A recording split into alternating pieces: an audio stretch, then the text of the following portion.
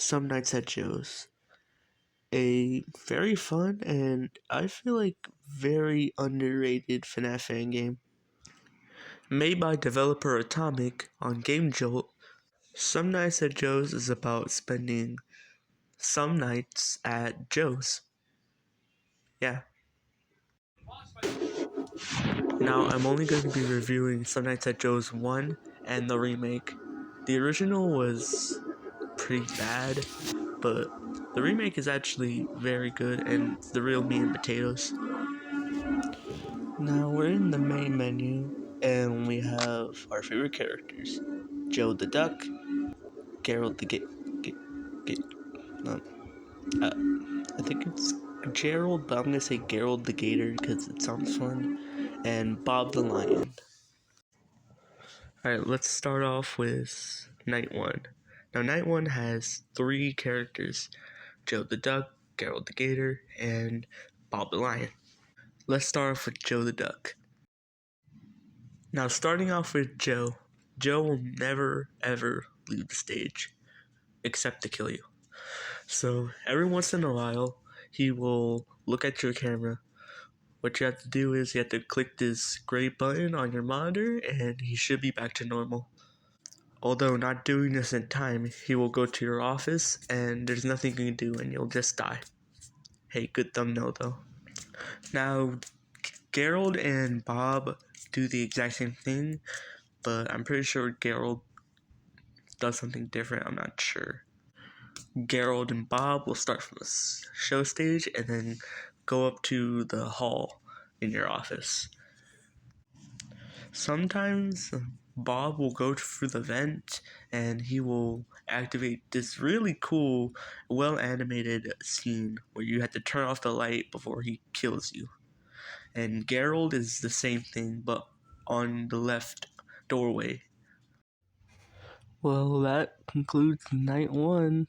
Very simple, just check the cams for Joe. Might as well just keep on his camera the whole time. And just check the hall for Bob and Gerald, and yeah, it's very simple. Before we move on to Night 2, there's a post-night minigame. In this minigame, we're playing as this green guy.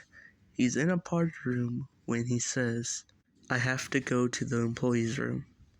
We walk into the employees' room where the green guy says, "The cameras have a secret night mode. Oh, always on. I need to check this." He goes to the camera and we see the parts and service room. Blood is splattered everywhere. We stay like this until a golden version of Joe comes into the room. Oddly, this Joe doesn't have a vest, which could mean it's a prototype of Joe. But that's all we get.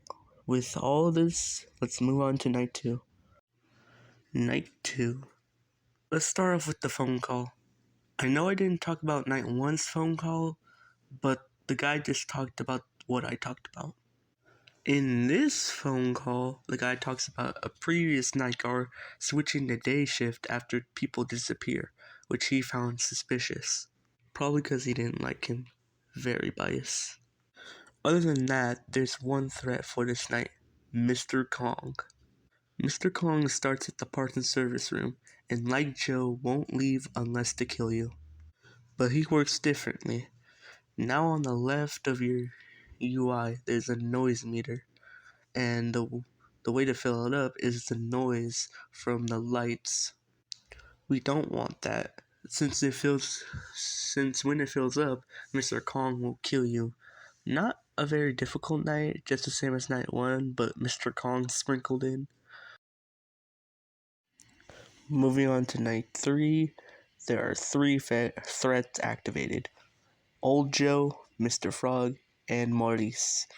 But for some strange reason, the phone guy only talks about Old Joe.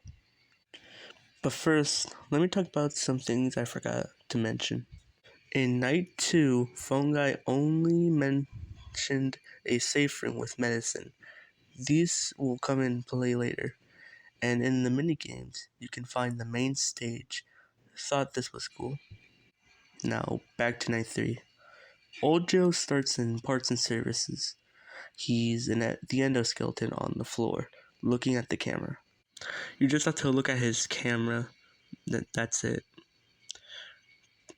Mr. Frog starts in the supply closet and will leave it. Eventually, a running sound will be heard, and Mr. Frog will appear at the left hallway, turn off the light, and he'll go away. Maurice has his own party room. He is held with strings. Sometimes he will move towards the camera, trying to get you. Click the pull ropes button, and Maurice will go back to the stage. This night isn't that hard, but it's to prepare you for night 4 and 3. Alright, now let's start with the minigame.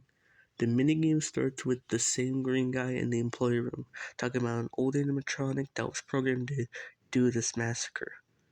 He says he has to go to the safe room. All we have to do is walk all the way to the right, and we go into this back room of sorts, assumed to be the safe room, where Golden Joe is on the floor, twitching. The green guy goes up to Golden Joe and shows Golden Joe as a 3D model twitching. So far, I don't really get the story that much, but I feel like it will all come together in the end. Okay, being honest, night 4 and 5, they are not the best. But hey, I do admit the tension in this game is so good. But I'll talk to that in another section. But for here, night 4 and 5, they could be classified as pretty boring. But like with the sounds and like with how fast you have to manage everything, it can be pretty heart racing. But there's no mini games in night 4 or 5. But remember, there is a 6th night, and the 6th night actually has a mini game. So we'll see that right now. Okay, in the minigame, we're still playing as the same green guy, and we're with Golden Joe. Now, the guy talks about, like, he's never really seen this thing before, and he's going to take it to the lab. But before we examine it, I guess, an image of Purple Guy shows up, smiling, and for like a brief second, I don't really know what it's supposed to mean. Maybe Five Nights at Joe's and Five Nights at Freddy's are connected. Not officially, but like, fan game-ish. We don't know. But when examining the Golden Joe animatronic, there's a handprint on the back of him. Now, I'm gonna save my series till the end, but I got something a little interesting to say about it, but not right now. But after night 6, we are greeted with our paycheck, and we find out our name is James Johnson. Incredible name. And we got $120 for trying to survive some nights at Joe's. Yeah. Okay, look, I cannot be 720. It's way too hard. Like okay, it's not way too hard. It's not insanely hard. I've seen it more harder challenges, but like it is like, jeez, it's ridiculous. So I'm gonna be using someone else's completion of it because there's a mini game at the end of it. Okay, so shout out to JBG Checker for completing this. Yeah, he definitely put a lot of practice into this. But hey, at least we can finally see what the minigame is. Okay, so the minigame starts with the green guy saying how he forgot the tapes that have evidence of the murder on them, so he goes back to his office to retrieve them. As soon as he goes to the office, Purple Guy and Golden Joe animatronic stop him, and Williams goes, "You can't," and the minigame ends. We are then presented with a newspaper showing the bite of 87, and by what happened in the minigame and what's said on the newspaper, the green guy got bit and died to the Golden Joe animatronic after he bit him, but they all blow it off as an That's just an accident. Okay, so let's start with the theories. My personal theory is that we're the green guy. That's James Johnson, the guy we're playing as. Now we're here because we're an investigator for the police, and we're finding evidence on who did the murder at Joe's. And the post-night minigames where the green guy is, he can be like looking for evidence. That's why we look at the camera and we saw Golden Joe in a room with blood everywhere.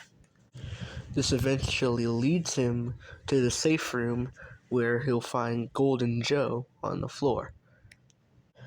After forgetting his evidence, he goes back to the office and gets confronted by Purple Guy in the Golden Joe animatronic and is presumably bitten in the head by Golden Joe. Now, something interesting about Golden Joe is that he's not paranormal. Like, okay, he's only paranormal in the game because there's an Easter egg of him, but he's not really paranormal in like the mini games.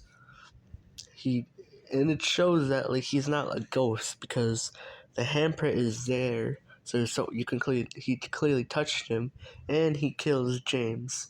So I think James possesses Golden Joe, and that's why he's not paranormal. Now it's not the best theory because if Golden Joe is possessed, then how are we seeing him? Why is he a jump scare if we're playing as James Johnson? I don't know. Maybe we can be playing maybe it can be like a FNAF 2 situation. I'm not sure, but I don't know. It's really the only theory I have right now about the story of this game. Okay, now with that section, let's move on to the character designs because I really want to talk about them. Alright, starting off with Joe the Duck, and he's my favorite character to come out of this game. Just his design, his look, it's just so much about him. I love him so much. When I first saw the cover for the game, I thought it was like an edited picture of the one Freddy picture, but it turns out it wasn't. That's how good it was remade. I loved it, and just the design of Joe. I like the vest, the beak. The beak is very unique. It's a very unique duck. I haven't really seen any duck animatronics really, which is pretty surprising, but maybe there's some, I just haven't seen them. Alright, now Gerald. I like him. I do admit a crocodile animatronic or an alligator. I don't know what he is. It's not the most unique animatronic to come out of any FNAF fan game, but honestly, I like the way it's done here. I like his overalls, the red and yellow really, I don't know, I like the color scheme so much. I like it. And his unique feet mold, I like the 3 clawed toes. It looks very nice. Alright, now Bob the Lion. He is an okay design. I like his name and his design. I like his hair. It's kind of funny looking. But I will admit, I do hate that his vest is kind of reused from Joe, just colored differently. But honestly, the recolor, I actually kind of like the recolor. But a lot of these characters have reused Joe's vest, so you're gonna see that a lot. But honestly, I don't hate Bob. I like his little instrument he's got going there. He's a fine design. Also, he is just kind of he does look a lot like Freddy. Alright, now we got Mr. Kong. Let me just talk about the choice for a gorilla animatronic. I do like it. And I'm kind of surprised that a lot of other FNAF fan games don't have a gorilla animatronic, because in real life there are a lot of gorilla animatronics. Like Fast Geronimo from the Rocket Fire Explosion, Singing Sam the Gorilla Man. I forgot where he's from. Gusta Gorilla from Willy's Wonderland, and the hundreds of King Kong animatronics. There are a lot of them. Back to Mr. Kong. He's fine. I like a very unique, again, like a very unique a gorilla animatronic. The closest thing that we have to like an Abe type animatronic is Chester the chimpanzee from Five Nights at Candy's, but then again, he's not a gorilla; he's a chimpanzee. I like the yellow like recolored vest. Again, another recolored vest I actually like. Um, it's a fine design. All right, Mr. Frog. To be honest, I don't really like his design that much, and I'm not saying that because I don't like Happy Frog. I actually do like Happy Frog, but like maybe that's why I don't hate him as much. But like I don't really like him that much either because I hate the yellow. I get why I hate the yellow vest on him. I feel like that works better on Mr. Kong. I do get why he has it because of his yellow accents on him, but like again, I don't like it. I will admit I like the withering on the vest, so like it's a little scrawled out or whatever. I really like that detail. Other than that, it's a pretty basic design. Okay, so now we have Old Joe.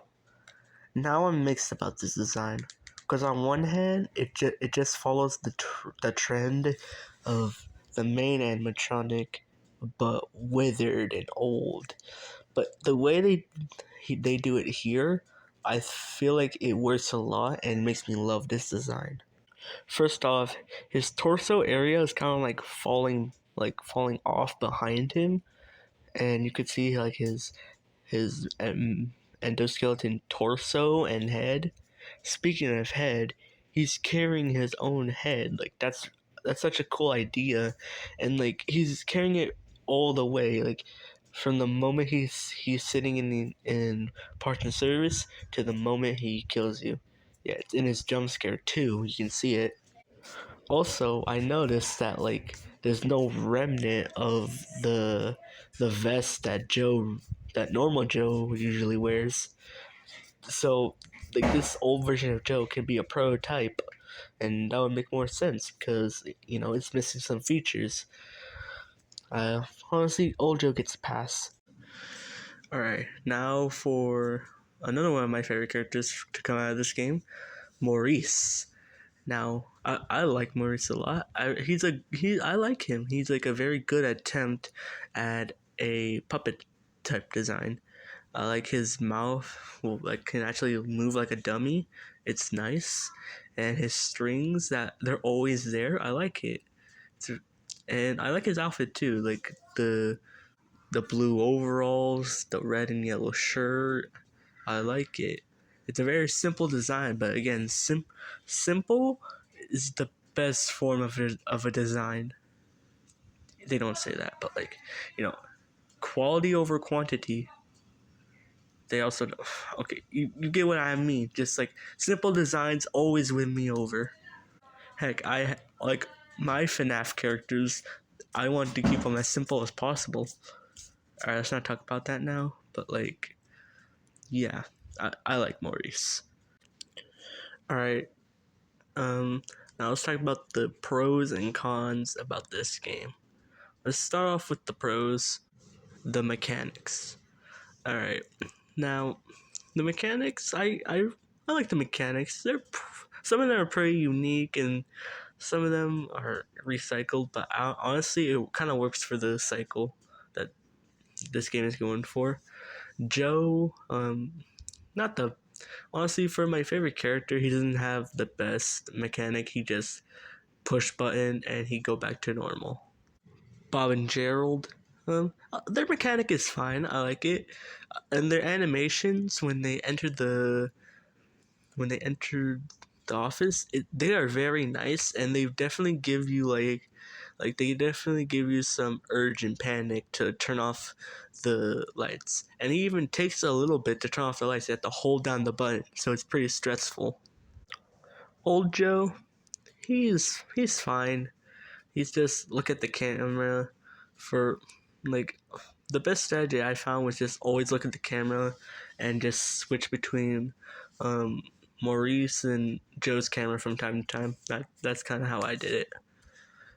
And Mr. Kong, honestly, I kind of when I tried to get his jump scare, I found it so hard. Like I couldn't like I can not push the buttons like the light buttons fast enough. Or I don't know. One time, I like when I was in the custom night and doing a challenge, I died to him, which I don't know how because he wasn't even in the night.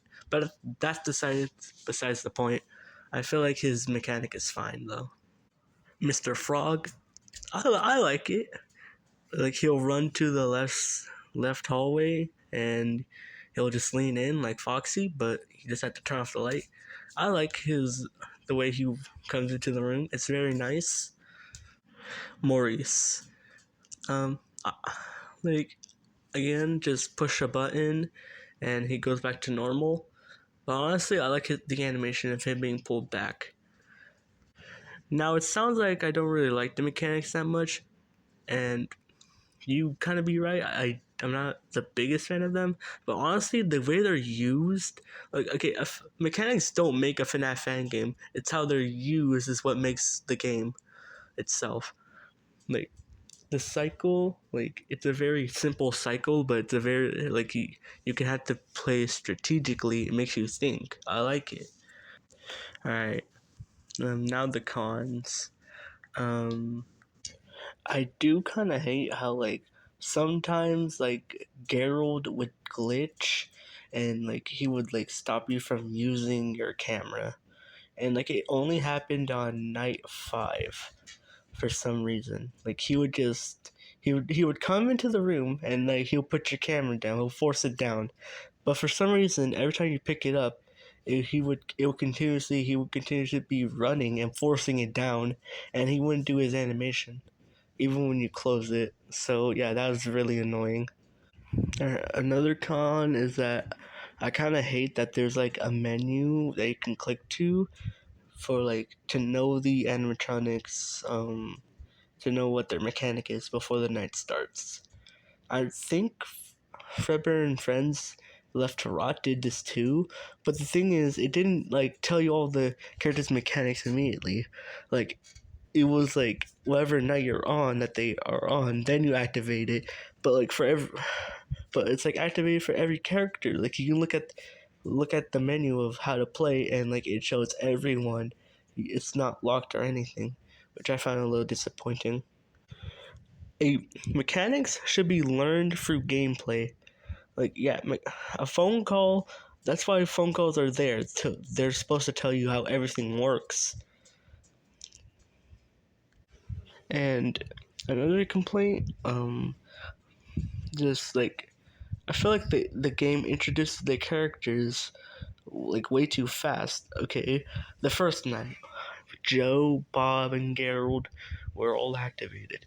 I felt like that was fine because two of the characters basically had the same mechanic.